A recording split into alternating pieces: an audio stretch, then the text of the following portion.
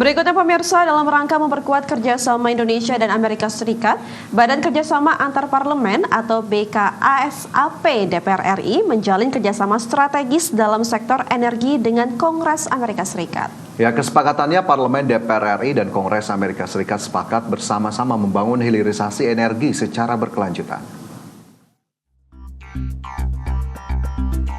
Badan Kerjasama Antar Parlemen atau BKSAP DPR RI secara khusus menerima kunjungan US Congressional Staffers atau staf Kongres Amerika Serikat sebagai langkah studi banding antar keparlemenan. Selain itu, pertemuan bilateral tersebut juga membahas isu strategis dalam bentuk kerjasama di sektor ekonomi, energi, dan diplomasi kerjasama kedua negara. Wakil Ketua BKSAP DPR RI, Rafindra Airlangga menekankan, salah satu pokok pembahasan adalah mengenai perjanjian kerjasama Indonesia-Amerika Serikat yang investasi di sektor mineral. Kerjasama antara Amerika dan Indonesia ini diperdalam di berbagai sektor. Salah satunya di sektor critical minerals misalnya. Jadi selama ini banyak hilirisasi Indonesia di sektor mineral itu dilakukan oleh beberapa negara. AS juga tentu sangat ingin menjadi bagian untuk proses investasi daripada downstreaming ini. Kedepan, Rafindra menyampaikan bahwa BKSAP DPR RI akan melakukan kunjungan balasan ke Amerika untuk membahas potensi kerjasama lanjutan antar kedua negara.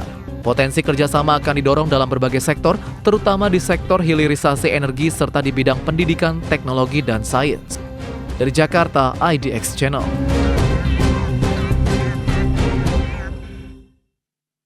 Sementara itu pemirsa, dalam rangka mewujudkan swasembada energi, pemerintah diminta untuk terus memaksimalkan potensi sektor hilirisasi sumber mineral yang melimpah di Indonesia.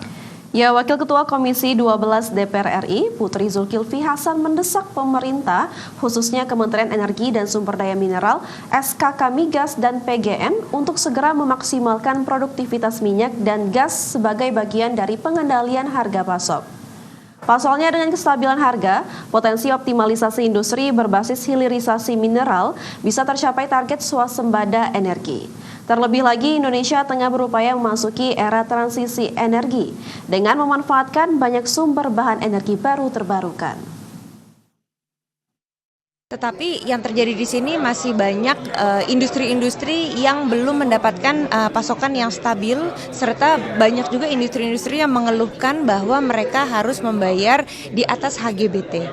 Gitu. Jadi serapannya hanya 30-70%. Diperlukan tentunya koordinasi antara pemerintah, baik dengan BUMN dan juga dengan para. Presiden Prabowo Subianto menegaskan komitmen kuat pemerintah mendorong ilmu pengetahuan dan teknologi atau IPTEK untuk mencapai Indonesia Emas. Ya, Presiden yakin sains dan teknologi sebagai salah satu motor penggerak pembangunan nasional.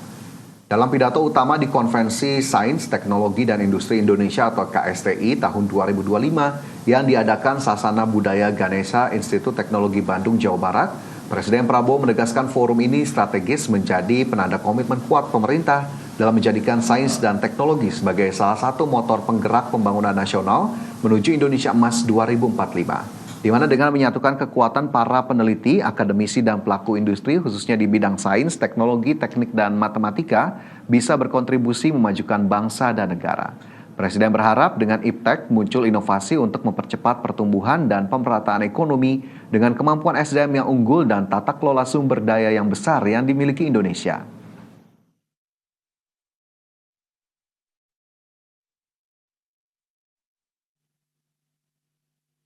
Ya, ini merupakan tujuan yang sangat bagus ya untuk memajukan juga SDM di Indonesia. Tapi kemarin sempat ada isu terkait scholarship LPDP yang dikurangi itu. Mungkin sebenarnya jika memang kita ingin memajukan ilmu pengetahuan di Indonesia atau SDM di Indonesia, sebaiknya malah scholarship itu ditambah ya, bukan malah dikurangi. Mungkin kedepannya pemerintah juga bisa melihat atau mengkaji lagi bagaimana program-program beasiswa di Indonesia dan lain sebagainya agar bisa mendukung ilmu sains dan teknologi seperti itu ya. Ya, karena upaya untuk kemudian mendukung sains, IPTEK ini harus terus dilakukan terutama oleh pemerintah agar kemudian Indonesia juga bisa bersaing di kancah dunia. Kita tahu ya seperti India saja, Vina ini ahli-ahli IT-nya atau sainsnya ini sudah menyebar ke berbagai negara, bahkan petinggi-petinggi dari perusahaan di Amerika Serikat saja rata-rata berdarah India. Nah, ini menjadi bukti India juga turut concern meskipun memang akhirnya balik lagi bagaimana kemudian keluarga dari masing-masing pihak tadi begitu untuk kemudian bisa mendorong anak-anaknya untuk bisa cinta sains dan juga cinta teknologi, tapi juga di sisi lain dukungan dari pemerintah sebagai pemangku kepentingan ini juga perlu diberikan. Jadi Indonesia juga kita harapkan bisa mencontoh lah dalam tanda kutip seperti India dan juga China yang memang semakin maju dalam dunia pengetahuan dan juga teknologi. Baik, kita tentunya tunggu bagaimana kemudian nanti generasi Indonesia Emas 2045 bisa tercapai. Dan kita bergeser ke informasi berikutnya, pemirsa. Pemerintah terus mempererat hubungan bilateral dan kerjasama di sejumlah sektor strategis dengan pemerintahan Belarus. Ya, usai melakukan pertemuan bilateral dengan Menteri Luar Negeri Republik Belarus, Maxim Vladimirovich. Berikut informasinya. Menteri Perindustrian Agus Gumiwang Kartasasmita melakukan pertemuan dengan Menteri Luar Negeri Republik Belarus Maxim Vladimirovich Ryzenkov. Selain mempererat hubungan bilateral, kedua negara sepakat untuk memperkuat kemitraan di sektor industri melalui berbagai inisiatif strategis di berbagai sektor seperti perdagangan, industri, dan pemenuhan kebutuhan strategis. Menteri Perindustrian Agus Gumiwang Kartasasmita menyebut, nantinya kerjasama ini dituangkan dalam perjanjian perdagangan bebas dengan negara-negara anggota Eurasian Economic Union untuk membuka akses pasar yang lebih luas bagi produk Indonesia. Terlebih, Belarusia sebagai salah satu negara yang penting yang ada di kawasan Eurasia. Meski nilai perdagangan Indonesia dengan Belarus masih relatif kecil, Menperin optimis dengan penguatan kerjasama ini akan ruang pertumbuhan yang signifikan. Betapa pentingnya Belarus ya, betapa pentingnya Belarus.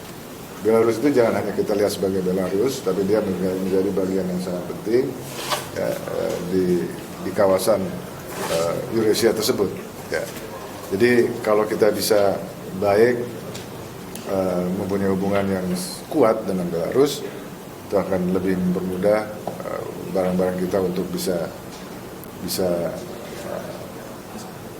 masuk, bisa expand ke negara-negara Eurasia dan juga negara-negara di kawasan tersebut yang belum menjadi bagian dari. Kesepakatan kerjasama ini merupakan tindak lanjut dari pertemuan bilateral antara Presiden Prabowo dan Presiden Belarus Alexander Lukashenko di Minsk pada 15 Juli 2025 lalu. Jakarta, Devi Firmansyah, IDX Channel.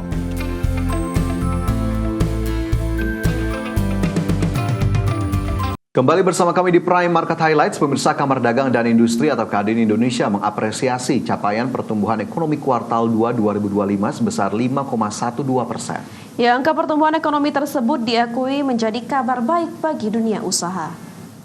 Menurut Ketua Kadin Indonesia, Anindya Bakri, capaian pertumbuhan ekonomi kuartal 2 menunjukkan pemulihan daya beli masyarakat yang tercermin dari pertumbuhan konsumsi rumah tangga sebesar 4,97% dengan kontribusi 54,25%. Anindya juga mengapresiasi kinerja pemerintah berhasil menjaga kinerja ekspor tetap tumbuh di tengah gejolak ekonomi dunia dan ancaman perang dagang. Upaya pemerintah membuka pasar ekspor baru serta negosiasi hambatan perdagangan secara diplomatis dengan mitra dagang mampu menumbuhkan kinerja ekspor. Bahwa memang dunia tidak lagi baik-baik saja. Jadi ketika orang bicara ini tidak hanya bicara ekonomi, tapi geopolitik dan perang bukan lagi perang dagang, perang benaran. Nah, habis itu lanjut ya perang dagang antara Amerika dan Cina. Lalu masuk kepada ya bagaimana banyak orang memanfaatkan dengan sosial media, dengan media, sampai kepada kelesuan ekonomi.